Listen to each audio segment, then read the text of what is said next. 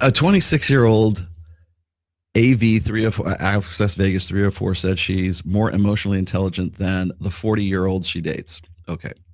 Would you like me to explain emotional intelligence to you?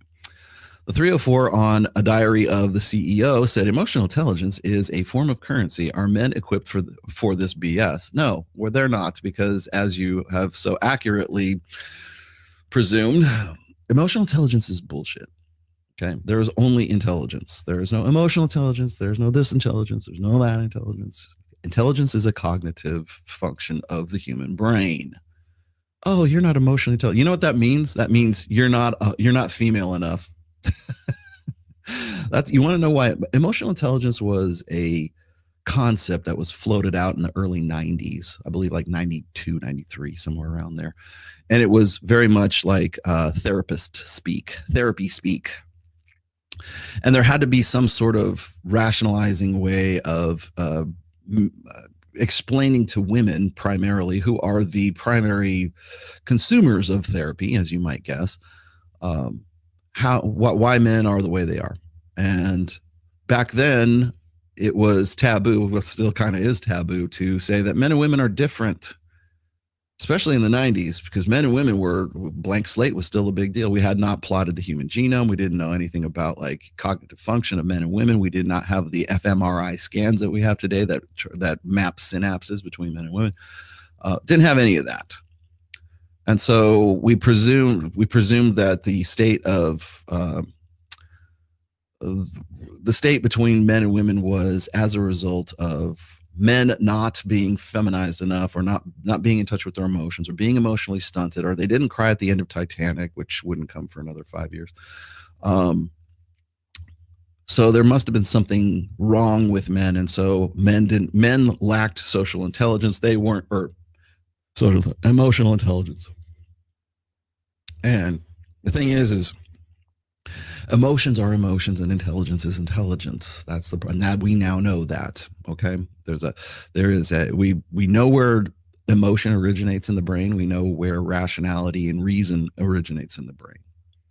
And so those are two separate functions. Now, can somebody be autistic and not be able to read emotional states? Yes. Yes, you can be definitely damaged in the head, or you can definitely have a condition that would prevent you from being able to read people's facial expressions and to understand their emotional states whenever it comes to rage, when it comes to sadness, when it comes to happiness, when it comes to, and that's, I think, is one of the primary reasons we have so many of quote unquote incels right now, or quote unquote, autists, Asperger's, right? They have no ability to really read emotions. And a lot of that, by the way, comes from putting yourself out there, being social. And the more we have stunted that social, the importance, I should say, of social interaction and learning by watching what other people do, the more unable they are to really be able to understand those things. Is that emotional intelligence? No, that is actually intelligence.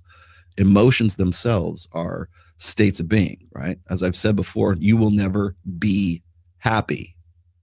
For Christ's sake, somebody get that right. Can somebody who's not me put that out there? So, like Orion Terabam, please. Well, actually, he has. Go out there and tell people the difference between happiness as a operative state and happiness as an ultimate state. Happiness is a proximate function, is a proximate outcome. It is not an ultimate outcome. This has already been discussed and has been more or less codified for a very long time now. And people are still floating out all these stats and research and all this data that says, well, women who don't have kids are happier than women who do have kids, or vice versa, or women who are married or men who are married. They're happier. We're all permanently in this state of nirvanic freaking bliss. No, you're not, because that's not how happiness functions. That's not how emotions function. Do you know anything about emotions? Do you know anything about like anger? It's okay for men to, like, when women go, well, men need to emote more. They need to be more in touch with their feelings. They need to be emotionally intelligent. And when men default to their default emotion, which is anger, no, that's toxic. It's toxic. It's toxic masculinity. It's misogyny. Yes. When you cry on demand, like remember when Scott Galloway was talking about, I didn't cry at my divorce, I didn't cry at this, but then when I learned to cry, I felt so much better. No, you just knuckled under to peer pressure from the gynocentric social order. You learned to cry on demand. It's called behavioral modification. It's called social engineering, Scott Galloway. Men and women do not process emotions the same way. We know this now. This has been something that I've been harping on since like the late 2000s. Nope, nobody wants it. We're still chugging along, clinging to these dead memes. Right? Emotional intelligence. No, there's no such thing as emotional intelligence. So, and likewise, whenever, I'll just leave you with this. Whenever somebody says, you'll be happier if you do X, anybody who's telling you that, whatever X is their pet ideology. Whenever somebody says you can be permanently happy if you do these things, they're selling you something. And what they're selling you is usually ideology. It's usually a philosophy, a religion, or a way of life that aligns and lines up with what they're doing. You'll be permanently happy if you have kids. You'll be permanently happy if you find the right girl. And if you don't, then you just chose wrong. It's your fault again, dude. Yeah.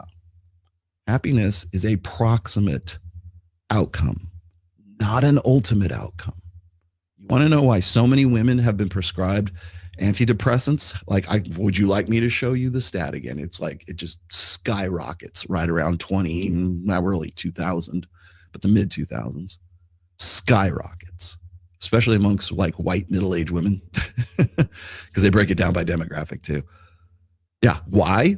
Because they've been sold on this idea that not only can you be permanently happy, you are entitled to be permanently happy. And no one teaches women, because it would require them to actually do something more than just look pretty.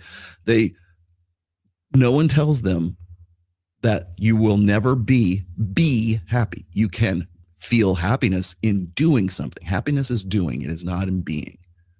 So you find the things that make you happy and you do those fucking things.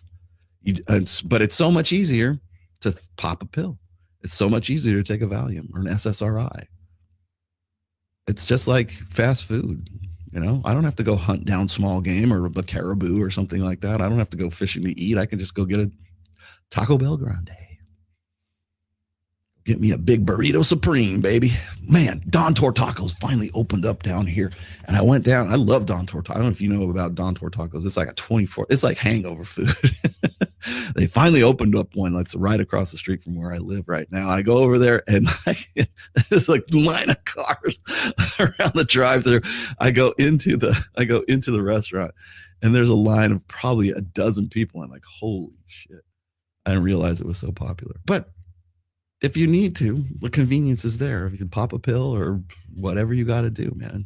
The shortcut is always there.